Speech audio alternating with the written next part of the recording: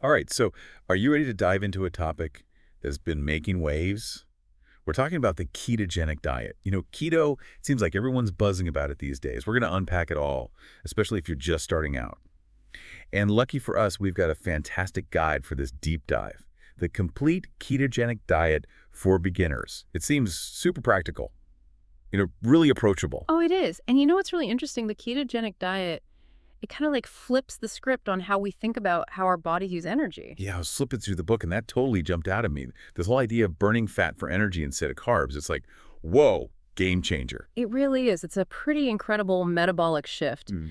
Imagine this. Your body's like, okay, no more glucose from carbs. Let's switch things up and use ketones from fat as our main fuel source. Okay, that's pretty mind-blowing. Yeah. But how do we actually make that switch happen? What's the magic formula here? Well, the book really stresses getting those macronutrient ratios, right? Right. To hit that sweet spot called ketosis, where your body becomes this amazing fat-burning machine, you got to aim for about 65 to 75% of your calories from fat, 20 to 25% from protein, and a teeny tiny, like 5% from carbs. Whoa, okay. Yeah. That's a pretty big shift from how most of us eat, especially cutting back on carbs so drastically.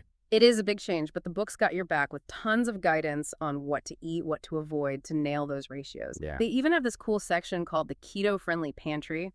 It's like a roadmap for your kitchen makeover. Oh, yeah, I saw that. It was so interesting seeing what stays and what goes. Bye-bye bread and pasta, I guess.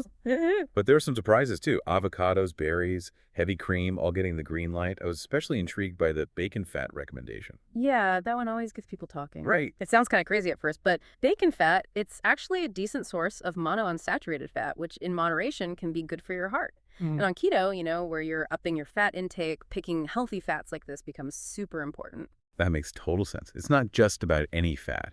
It's about being smart about the types of fat you're choosing. And speaking of choosing, the book has some recipes that sound seriously tempting. Bacon artichoke omelets, pesto zucchini noodles, even chocolate coconut treats. Not exactly what you picture when you think diet food. Nope. And if you check out those recipes, you'll notice they're all sneaky smart about using ingredients that fit those keto macros. For example, that omelet, loaded with protein and healthy fats. Zucchini noodles, swapping out high-carb pasta for a low-carb veggie, and those chocolate treats. Probably using keto-friendly sweeteners and high-fat ingredients like coconut oil and nuts. Clever, right? Super clever. So it's about getting creative, finding those swaps and substitutes that let you enjoy your favorite flavors without straying from those keto principles. Exactly, and that's where this book really shines. It's all about the practical side, showing you how to make keto work in your everyday life. Having a clear plan, especially when you're starting out, it can be such a game changer, don't you think? Oh, absolutely. Speaking of plans, this book's got a whole 14-day meal plan to get you going. Have you ever felt that overwhelm of just trying to figure out what to eat every single day? Ugh, all the time. Decision fatigue, it's real. Yeah. Especially when you're trying to navigate a new way of eating. Having a pre-planned menu, it's like taking a deep breath and letting go of the stress of meal prep. And this book even goes a step further. It gives you tips for decoding restaurant menus and making keto-friendly choices when you're eating out. That is key. Yeah. Because let's be real, eating out is part of life. Uh-huh. It's so reassuring to see that keto doesn't mean becoming a total hermit and saying no to all social events. Right. It's all about finding that balance, making this lifestyle work in the real world. And that's what I appreciate about this book. It's not about being perfect. It's about finding ways to enjoy life while following the keto guidelines. Okay, so we've talked about the how of keto, but what about the why? What are those potential benefits that are drawing so many people to this way of eating? The book mentions weight loss, increased energy, even better mental clarity. It almost sounds too good to be true. Well, it's always smart to approach those claims with a little bit of healthy skepticism, right? Everyone's body is different and results can vary. But there's definitely some scientific backing for some of those benefits. For instance, the book explains that when your body makes that switch to fat-burning mode, it can lead to pretty significant weight loss for some people. That makes sense. Burning fat for fuel seems like a pretty efficient way to shed those extra pounds. Mm-hmm. But what about those other benefits like feeling more energetic and mentally focused? Are those just anecdotal reports, or is there any science behind them? There's definitely a growing body of research looking into how keto affects things like cognitive function and energy levels. While we need more research, some studies have shown some promising results, hinting that a ketogenic diet might have positive effects in those areas. Wow, that's really exciting. It seems like there's so much more to learn about keto beyond just weight loss.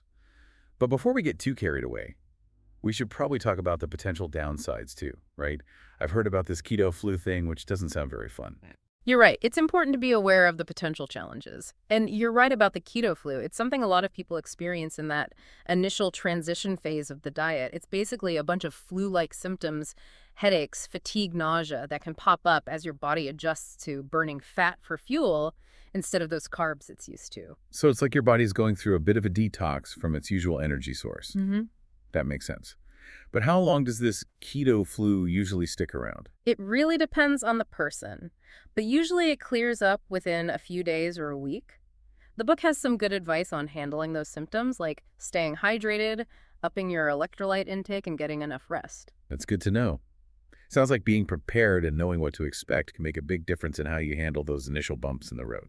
Absolutely. Knowledge is power, right? The more you understand about how your body reacts to different ways of eating, the better equipped you are to make smart choices about your health.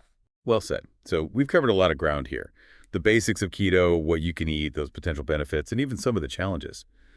It seems like this book really does live up to its title as a complete ketogenic diet for beginner's guide. But before we wrap up this part of our deep dive, I'm curious, what stood out to you as the most interesting aspect of keto so far? For me, it's that whole metabolic shift. The idea that we can basically reprogram our bodies to use a different energy source, it just blows my mind. It really challenges the way we think about nutrition and opens up so many possibilities. Totally. It's like unlocking a hidden superpower within ourselves. Mhm. Okay, let's take a pause here, and when we come back, we'll explore more about making keto work long-term, those delicious sounding recipes, and some of the nuances of this way of eating. Welcome back. It is amazing that we can reprogram our metabolism. Speaking of reprogramming, one thing that really stood out to me in this book was this whole idea of keto-friendly alternatives to common foods. Oh yeah, that section on swaps and substitutes was a real eye-opener, like using almond flour instead of regular flour or zucchini noodles instead of pasta. Mm. It's pretty clever how you can enjoy those familiar textures and flavors, but keep your carb intake low. It's a great example of how keto encourages you to, think outside the box in the kitchen.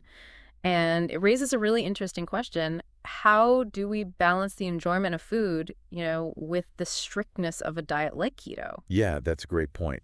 Because if you're constantly feeling deprived, like you can't have your favorite foods, it's going to be tough to stick with any diet long term, no matter how good it might be for you. Exactly. And that's one of the things I really like about this book. It emphasizes that you can still find pleasure in the food you eat on keto. The recipes, those bacon artichoke omelets, the chocolate coconut treats, they show that keto doesn't have to be blah or boring. It's about finding those keto-friendly versions of the foods you love, so you don't feel like you're missing out. Right. The book even gets into keto desserts, using things like coconut oil, unsweetened cocoa powder, and keto-approved sweeteners to make delicious treats. So you can still have those sweet indulgences, hmm but stay within your keto goals. I love that. It's all about being resourceful and finding those tasty workarounds. It's like reframing your relationship with food. Mm. Instead of seeing keto as this restrictive diet, you can see it as a chance to discover new ingredients, play with different flavors, maybe even fall in love with cooking all over again. I love that perspective.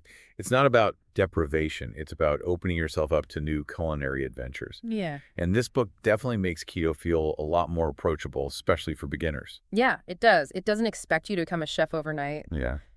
It gives you clear information, practical tips to get you started on your keto journey. It's all about progress, not perfection, encouraging you to experiment and see what works for you. Speaking of practical tips, the book has a really helpful section on eating out on keto.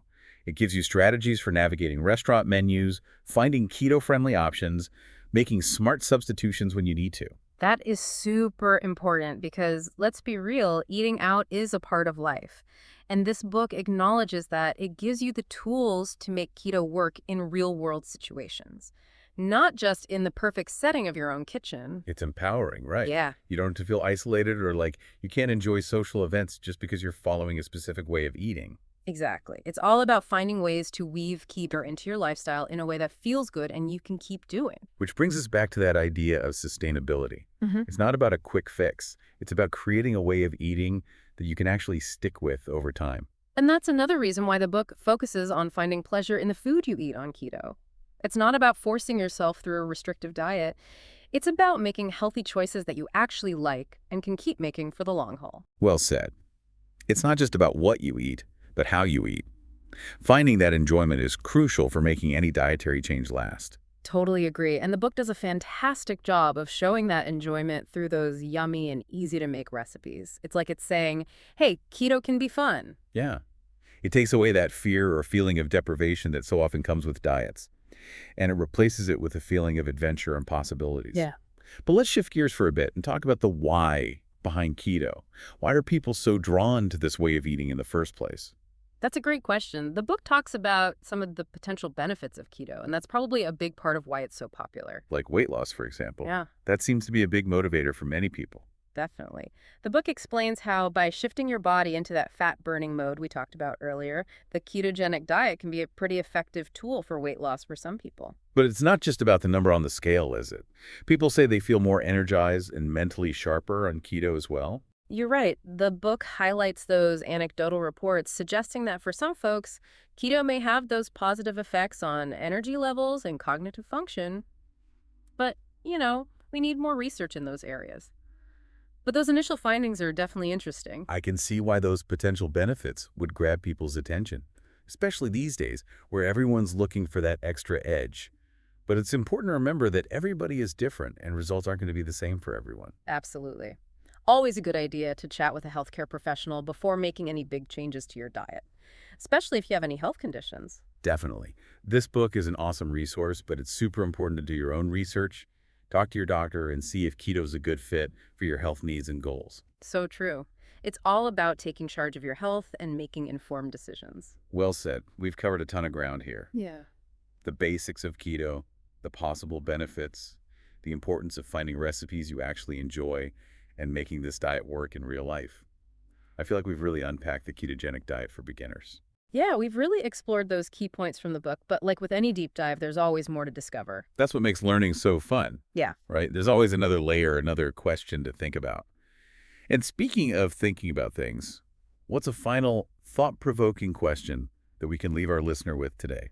Well, the book talks a lot about those keto-friendly alternatives, and it got me thinking, how do we balance enjoying food with the strictness of a diet like keto?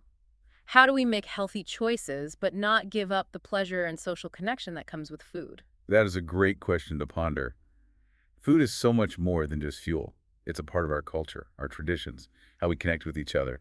Finding that sweet spot between taking care of our bodies and enjoying food is definitely a journey worth taking. Absolutely. And I think that's a perfect lead in to the last part of our deep dive. Yeah, it really is a balancing act. And that brings us to one of the big takeaways from this deep dive keto.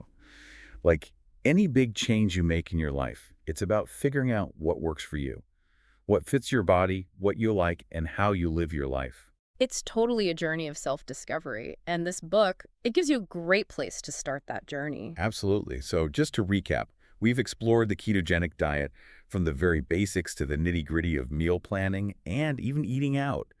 We've looked at the science behind it all and found some surprisingly tasty recipes along the way.